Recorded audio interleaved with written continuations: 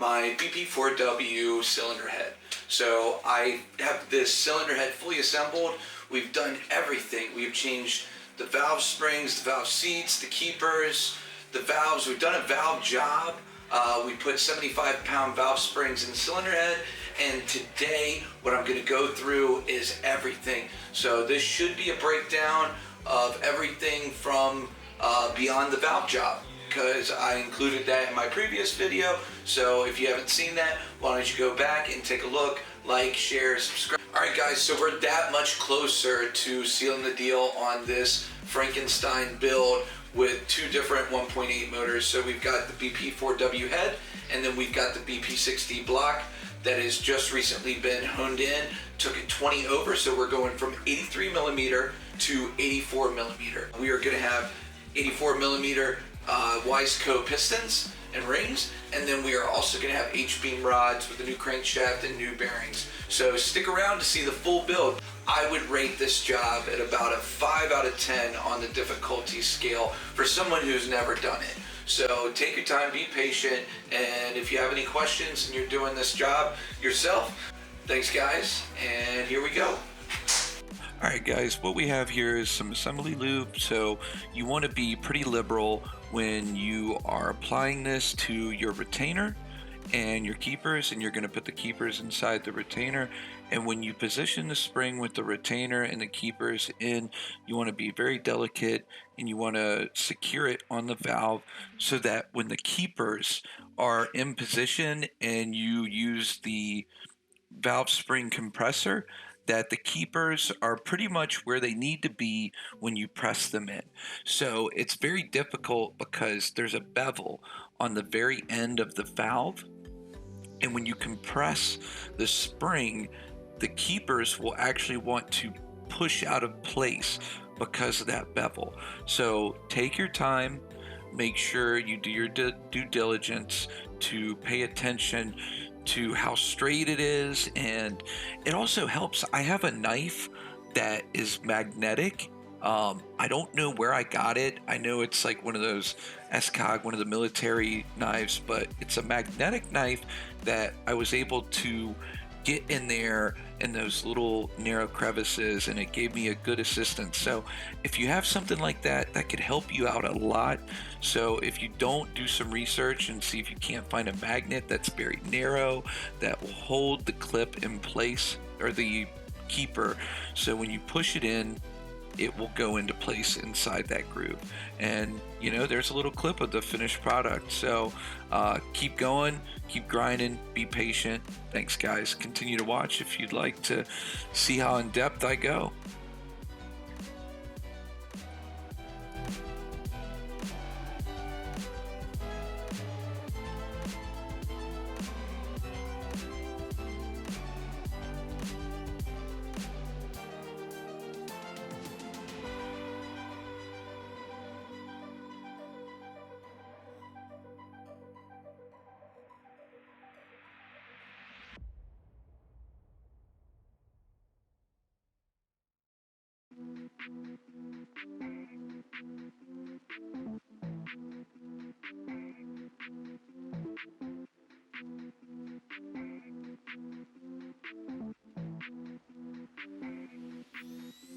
Yeah guys, had to get a little grub, you know. This is my little between snack. A little baked salmon, a little Thai chili sauce. It is not burnt. I know it looks burnt, but it's not burnt. And yeah, got my grub on, got my nutrition. Now we're back at it, my people.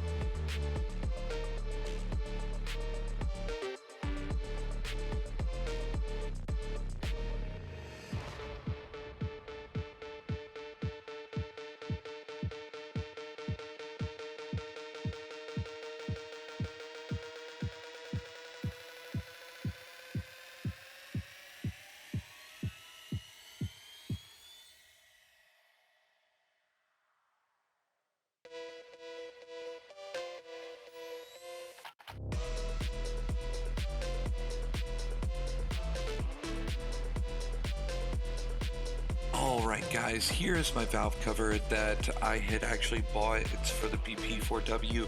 So I painted it and I did wrinkled black, but I also drilled and put a AN fitting and a 10AN fitting, where the previous breather that went to the cold air intake and then the PCV valve, which I'm going to be deleting so I can reroute the breather that went to the cold air intake to the oil catch can, and then the fitting that is going to be replacing where the PCV valve is also going to be rerouted to the oil catch can. So that will be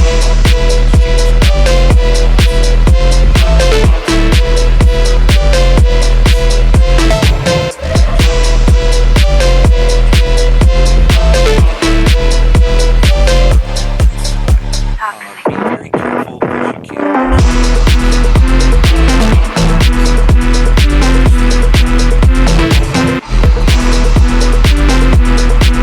Because if you rush it, you make mistakes, and when you make mistakes, you can't fix it. You have to buy a new one.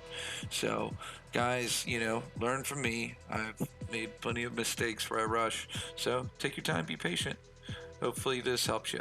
Thanks.